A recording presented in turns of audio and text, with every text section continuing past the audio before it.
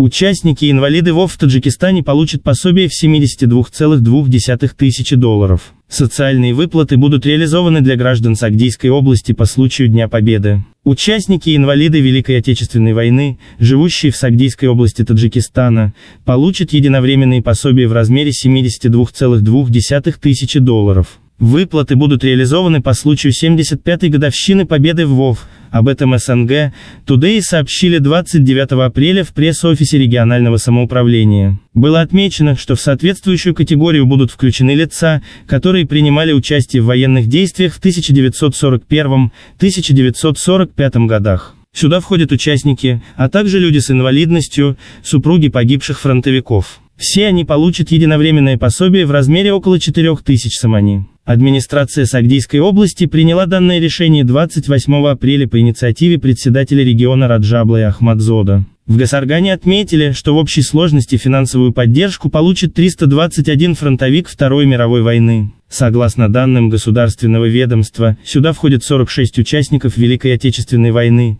2 супруги ушедших из жизни героев ВОВ, а также 273 бывших солдата, которые работали в тылу в соответствующий военный период и получили надлежащие медали. Напомним, что правительство Таджикистана регулярно оказывает социальную поддержку гражданам, которые были задействованы в военных действиях, в том числе в ВОВ. В стране ведется планомерная работа по привлечению ветеранов к участию в различных общественных и государственных мероприятиях. Действующие социальные гарантии включают предоставление бесплатного лечения, выплаты дополнительных пособий, а также бесплатную приватизацию жилищных помещений.